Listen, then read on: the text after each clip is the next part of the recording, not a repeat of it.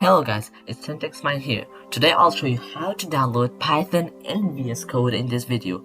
First of all, in any browser search python.org and then click on the first website and go to downloads and click on download the newest version you have. It might be different from me, but still download it.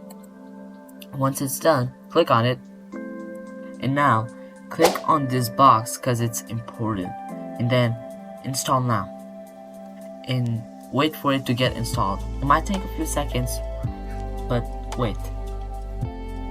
Once it's done, click close and then search VS Code download, and then enter the first website and download whichever you want. Like if you have Mac, download the version for Mac. If you have Linux, download for Linux. Now I have Windows, so I have to download for Windows. Then now you should start downloading and wait for it. Once it's downloaded, click on it and then agree the agreement. Then next, and install. Now it will start installing.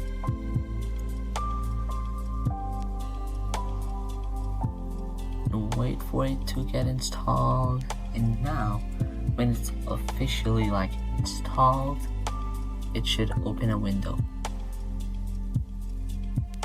Yes, it did. Just bring this window. I already have this window, but don't mind this. And you might have nothing here.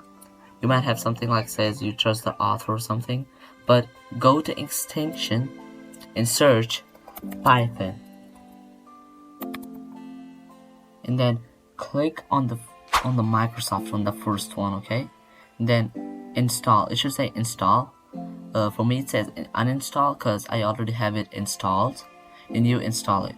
And then once it's installed, go to your files and open a file, whichever you want. Go to a file and then shift right click and then go to open with code, and then you should see a window like this. After this, you can just click on this and then name your project. Like I should name first, and then you have to add .py at the end. It's like you add every image has .image, so it has .py, and then you press enter, and then now you can write your first code. And now let me show you how it works. Just write print parentheses, and then in quotes you can write anything. For example, I write hello, how are you? Now when you click the run button, it should run your code as it says hello, how are you? Thank you for watching. See you in the next video.